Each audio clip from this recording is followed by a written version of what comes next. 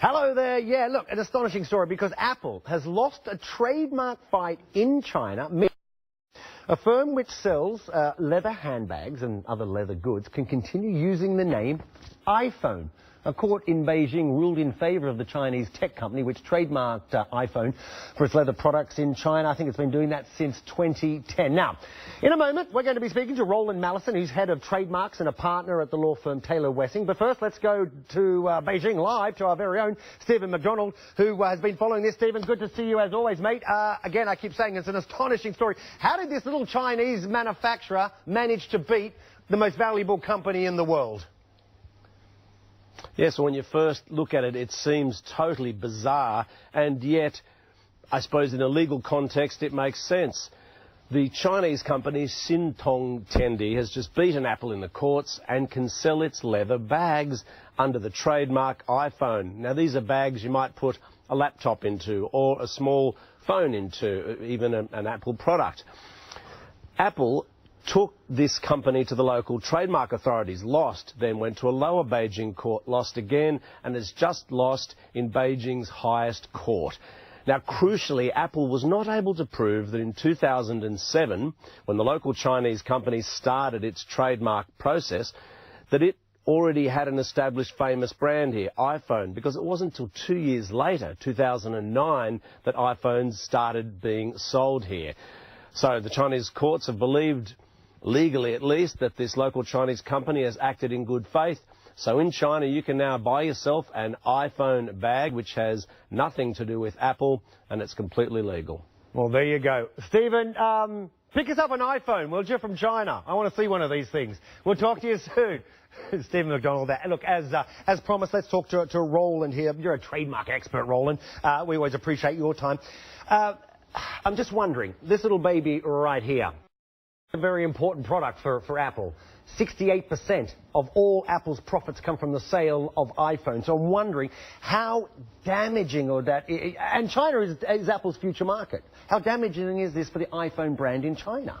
The difficulty it has is this will dilute its brand in China. So it stops potentially Apple being able to make its own bags and things for putting your iPhone in, which is obviously a loss of revenue potentially there, or licensing other people to do so. But essentially, you've just got another product out there called an iPhone, which isn't an iPhone. Okay, it's not an iPhone itself, but it is something that just dilutes the brand. You now associate it with someone else. It's confusing. It is really interesting because I'm wondering, does this little Chinese, maybe it's not that little, but this Chinese manufacturer actually have the legal rights? As Stephen was saying, you know, the iPhone wasn't even sold in China until 2009. The iPhone didn't come out until 2007. This company's been probably around longer than then. You know, it's all to do, and Apple's patent on the iPhone wasn't approved until 2012. Trademark. Sorry, trademark. Indeed. Sorry, trademark. But the issue there is actually that Stephen talked about was them being able to prove and coming up with the evidence. And what we're finding now, and actually we've just done a survey which actually touches on this, we're finding that people are saying that the evidence threshold that they're requiring in China is so high. In fact, the words I had one respondent to our survey that we do, Global IP Index, is excruciatingly high, the evidence thresholds. And really, they're not relying on the fact that there's any fame outside China. They're saying it's got to have been used in China. And that, I'm not sure, necessarily complies with their trade treaty obligations. Okay. I'm glad you just said you've done a survey, because I'm curious. This is a global survey, I'm assuming, right? Yes.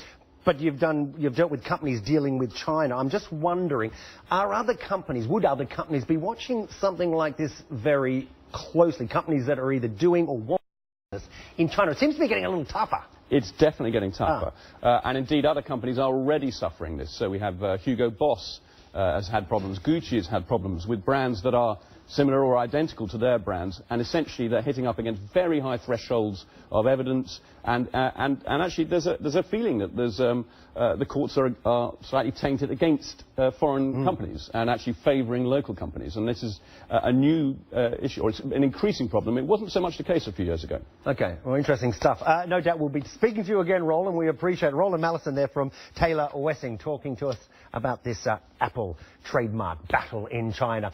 Stay with us right here on BBC World News. Still to come.